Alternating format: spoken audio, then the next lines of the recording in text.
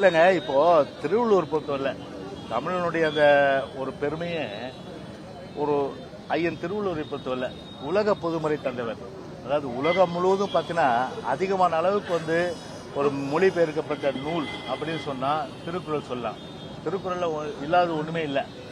அவர் திருவள்ளுவரை பொறுத்தவரை ஜாதி கிடையாது, வேணாம் ஜாதி கிடையாது, சாரி தம்பி என்னால வெயில இருக்க ஒன்றும் பிரச்சனை இல்லை.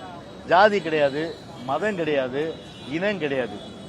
அப்படி இருக்கின்ற ஒருவரை வந்து ஒரு காவி வந்து அவருக்கு வந்து வந்து அந்த இதை அணிந்து அதுல வந்து திருவள்ளுவரை வந்து சித்தரிப்பது என்பது நிச்சயமாக வந்து ஏற்க முடியாத ஒன்று.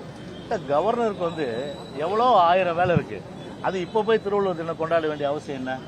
இப்ப போய் கொண்டாட வேண்டிய அவசியம் என்ன? அப்படி இருக்கிற ஒரு சூழ்நிலை ஒட்டுமொத்தமாக வந்து ஒரு தமிழினத்தையும் ஒரு திருவள்ளுவரையும் வந்து ஒரு அவமானப்படுத்துகின்ற ஒரு செயலாகத்தான் நிச்சயமாக இதை பார்க்க முடியும். எனவே அவருடைய செயல் என்பது ஒரு கண்டிக்கத்தக்கது, ஏற்றுக்கொள்ள முடியாது. அவரை வந்து ஒரு பரந்த மனப்பான்மை உள்ள ஒரு பெரிய அளவுக்கு ஒரு தெய்வ புலவர். அந்த தெய்வ புலவர் வந்து இதை போன்ற ஒரு சித்தரிப்பது என்பது நிச்சயமாக வந்து யாருமே வந்து தமிழை மட்டும் இல்ல யாருமே ஏற்றுக்கொள்ள முடியாத ஒரு விஷயமா தான் பார்க்க முடியும். செய்திகளை உடனுக்குடனும் துல்லியமாகவும் தெரிந்து கொள்ள சப்ஸ்கிரைப் பண்ணுங்க.